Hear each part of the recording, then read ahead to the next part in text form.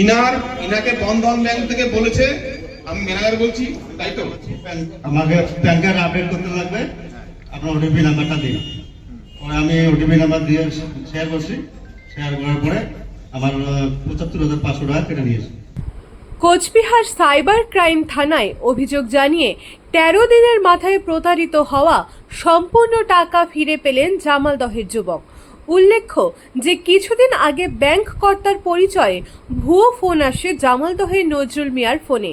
বুঝতে না পেরে ভুল করে দিয়ে ফেলেছিলেন ৪ সংখ্যার ওটিপি, যার কারণে ব্যাংক অ্যাকাউন্ট থেকে গায়েব হয়ে যায় ৭৫,৫০০ টাকা। টাকা খুইয়ে ভেঙে পড়েছিলেন জামালদহের যুবক নজরুল মিয়া, কিন্তু তিনি হাল ছাড়েননি। উক্ত দিনেই ছুটে যান কোচবিহারের সাইবার পুলিশ স্টেশনে, সেখানে লিখিত অভিযোগ থানায় দায়ের করেন। অবশেষে তার অ্যাকাউন্টে পুরো টাকা ফিরে আসায় তিনি যথেষ্ট খুশি। শনিবার জামালদহ বাজারে সাইবার সচেতনতার একটি অনুষ্ঠানে বক্তব্য রাখতে গিয়ে সকলের সামনে উদাহরণস্বরূপ নজরুলকে সামনে নিয়ে আসেন মেখলিগঞ্জ থানার ওসি মণিভূষণ সরকার। তিনি জানান, বর্তমানে ডিজিটাল যুগে সাইবার অপরাধীর সংখ্যা বাড়ছে, তাই প্রত্যেককে সচেতন থাকার বার্তা দেন ওসি মণিভূষণ বাবু। টাকাটা পেয়ে গেছে তো? কোথায় উনি? এদিকে আসেন। ইনাকে বন্ধন ব্যাংকের ম্যানেজার বলেছিল, তিনি আপনার নজরুল মিয়া। ইনাকে বন্ধন ব্যাংক থেকে বলেছে, আমি ম্যানেজার বলছি, তাই তো? আমাকে প্যান কার্ড আপডেট করতে লাগবে, আপনার ওটিপি নাম্বারটা দিন।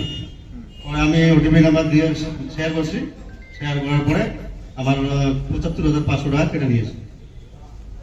তাহলে দেখেন, ইনিও সাধারণ মানুষ, ওটিপি চেঞ্জ করবে জন্য ওনার কাছ থেকে যখন ওটিপি দিয়েছে তখনই নাম্বারটা, তখনই এনার অ্যাকাউন্ট থেকে ৭৫,৫০০। এবার এই টাকাটাকে আমাদের কোচবিহার পুলিশ অনেক কষ্ট করে ফিরিয়ে আনতে পেরেছি, আমরা এনাকে দিয়েছি ফিরিয়ে। আপনি টাকাটা ফিরিয়ে পেয়েছেন? অ্যাকাউন্টে আছে, এখন অ্যাকাউন্ট লক আছে, এখন খুলতে পারিনি। টাকাটা ঢুকেছে? হ্যাঁ, ঢুকেছে। টাকাটা আপনি সাইবার ক্রাইমে কেস করছেন, তাই তো? হ্যাঁ, কেস করছি, সাইবার ক্রাইমে কেস করছি, ১৭ তারিখের ঘটনা। তাহলে এই টাকাটা পেয়েছে, ৭৫,৫০০ টাকা পেয়েছে, অ্যাকাউন্টটা ব্লক করা আছে আমাদের, এরপর খুলে দিলে টাকাটা ইনি পেয়ে যাবে। কিন্তু ওনাকে অনেক খাটতে হয়েছে, অনেক পরিশ্রম করতে হয়েছে, আমাদেরকেও প্রচুর পরিশ্রম করতে হয়েছে। আমাদের দিল্লি যেতে হয়েছে, আমাদের কলকাতা যেতে হয়েছে এই টাকা আনার জন্য। তো টাকাটা আপনাদের, দায়িত্ব আপনাদের, আপনাদেরকে বেশি বেশি আরো সচেতন হতে হবে এই বিষয় নিয়ে। তো আপনার কি টাকাটা পেয়ে ভালো লাগছে? ভালো লাগছে। আচ্ছা, যখন আপনি কি বলতে চান? আমি বলতে চাই যে আমার মতো কেউ আবার ওটিপি শেয়ার না করে, যা বলবে ব্যাংকের সামনে, কেউ কিছু ম্যানেজার টানেজার ফোন করলে বলবো ব্যাংকের সামনে গিয়ে ওটিপি শেয়ার করতে। তাহলে বুঝতে পারলেন, কাউকে কোনোভাবে ওটিপি কিছু শেয়ার করবেন না, যা করবেন ব্যাংকে এসে করবেন। বলতে পারলাম?